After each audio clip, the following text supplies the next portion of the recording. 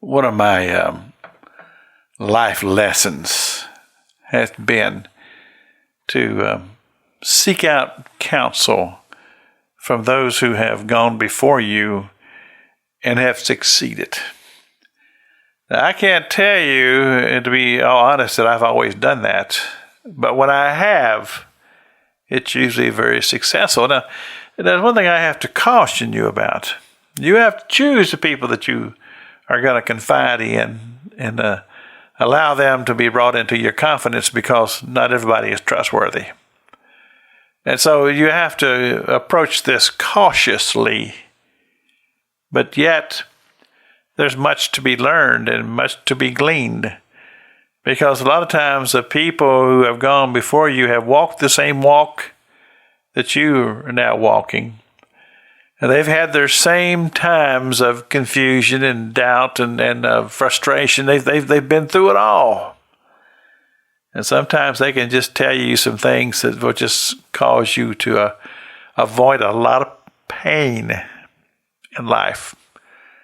Because the truth of the matter is that life is not always easy. There's a walk to be walked that can be very, very discouraging at times. But I go back to the scriptures that I've shared with you this week. In thee, O Lord, do I put my trust.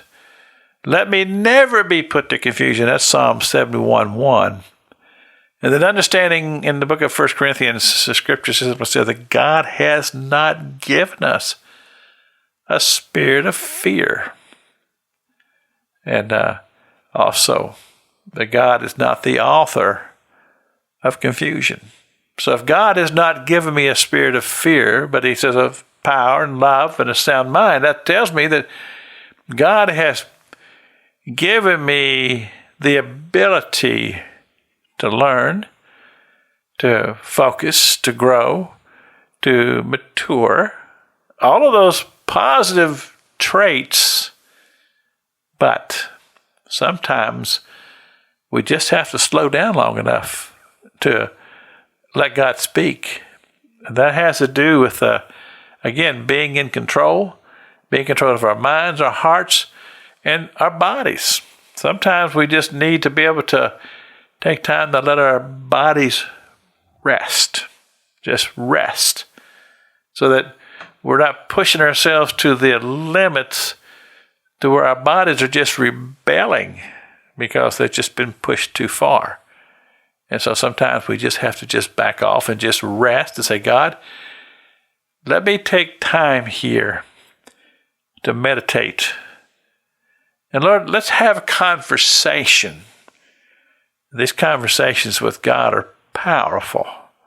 I mean, we call it prayer. And it is, but also I think it's very personal. Very, very personal.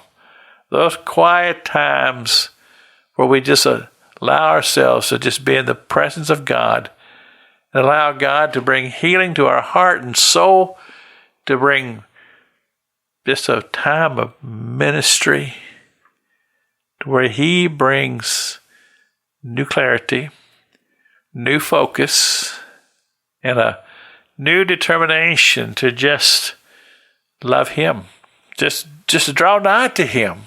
Because Scripture says that if you draw nigh to God, then you resist the devil and he will flee, and take his confusion with him. This is Pastor Jack King with the gospel on the radio broadcast.